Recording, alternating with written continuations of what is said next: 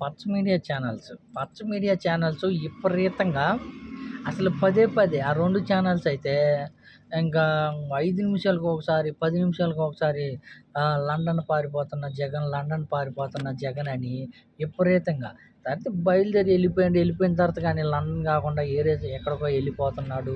అక్కడ లండన్‌లో ల్యాండ్ అవ్వనీయలేదు అనని ఒకటే ఒకటే జగన్మోహన్ రెడ్డి గారి మీద ఇసం తప్పుడు ప్రచారం చేయడమే తప్ప మరొకటి లేదని స్పష్టంగా అర్థమైంది. ఇప్పుడు జగన్మోహన్ రెడ్డి గారు లండన్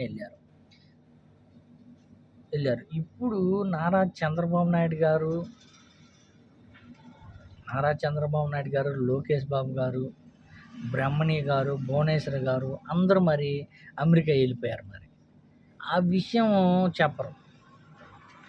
జగన్మోహన్ రెడ్డి గారు పారిపోయారని విపరీతంగా జగన్మోహన్ రెడ్డి గారి మీద తప్పుడు ప్రచారం చేయడానికి, విషం చిమ్మడానికి, ఎలక్షన్స్లో ఓడిపోతాడు, గెలవడు అనే భయంతో లండన్ పారిపోతున్నాడు జగన్ అని మా జ్యోతిలక్ష్మి ఒకటి, ఈ కుల మీడియా ఒకటి, పచ్చ మీడియా అసలు విపరీతంగా రా బాబు. చూస్తే చాలు, ఓపెన్ చేస్తే చాలు ఇంక అయ్యే.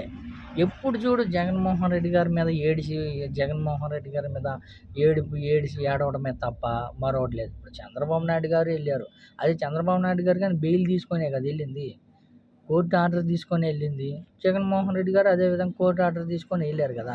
మరి నారా చంద్రబాబు నాయుడు గారు నిజాయితీగా వెళ్ళలేదు కదా, అది చూపెట్టనే చెప్పారు. నారా చంద్రబాబు నాయుడు గారు బెయిల్ తీసుకొని అమెరికా వెళ్ళింది చెప్పరు.